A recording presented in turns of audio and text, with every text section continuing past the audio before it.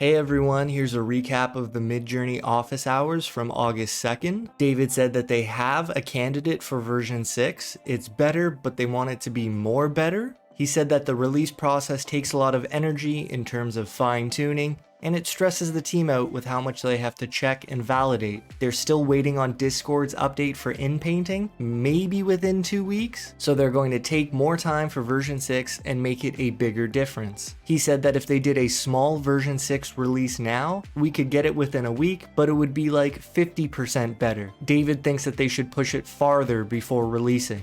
He said their goal was for it to be more responsive to prompts. Current V6 is more coherent and visually diverse. It has more knowledge, but it's still a little fussy in the same way as version 5. They have some good ideas on how to solve that issue, and that's what they're going to be working on. So he said hopefully version 5.3 in a couple of weeks with in-painting, and then a couple of weeks after that would be version 6. He says it's not ideal, that's not what they wanted, so I think we have to trust what the team knows and what the team thinks is best. Let me know what you think. David said that also in parallel, they're trying to upgrade their data centers. They think their models could be a lot faster, and I still find that fascinating because speed has never been an issue for me. I don't know how you all feel about that. David said that these new machines that create the faster speeds are not in high quantity, so Midjourney could make image generation faster, but not for everyone. They're thinking of allowing the higher membership tiers to have access to the new GPUs first, something like the turbo mode being free for the pro tier and higher, but they're conflicted on how to do that. He said in the future they'll need to change how the pricing plans work, not in terms of making things more expensive, but in terms of access to different computing power. And then he gave this example. If they had 10 computers that were 100 times faster, what would they do with them? Can't use it for relax mode, can't distribute them evenly to all fast hour users, so they could delegate it to turbo mode where you pay for the faster speeds, but it seems to mess with users, and people are having a hard time wanting to use it. I found that pretty interesting. And again, David said the problem is that for those speeds, they don't have enough computers to do everything that fast. Right now, there aren't that many people with the pro and mega tiers. Eventually, he says in the next month, they might be able to give the higher tiers some form of turbo speed free. Not necessarily 4 times faster, but maybe 2 times faster. With the $10 and $30 plan being the majority of the images made, they don't have enough computers to make it faster for everyone. And he said they have an even faster turbo mode, like 8 times faster. He said they haven't even played with it much yet, and that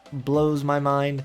What is the future gonna look like? He noted that there could be some compute limitations over the next 6 months, and that they could have a prize for lower tiers where they could give free turbo mode for a month. He liked that idea, just spitballing there. He also said that they could have a faster image mode that creates half the images at the same price, but he thinks that is a little complicated, and that makes him think they might need to change more about the pricing plan in terms of just naming conventions. I think they could do something like a default normal mode, make that $10 or $15, and then a speed mode. And you could have a $30 speed plan, or you could have the $60 speed plan. But I think it would tell new users what they're buying, not just in terms of GPU hours, but in terms of how fast those images are going to be made. Just my 2 cents. He also said that the standalone website is going well, and the biggest question is how much social stuff are they going to include at launch, and how much are they going to change the front page? Should they release the website to everyone all at once, or a smaller rollout to test the waters? They're also testing mobile apps too, and he said probably they're going to have a native iOS app and a non-native Android app, which just means Apple users will have a more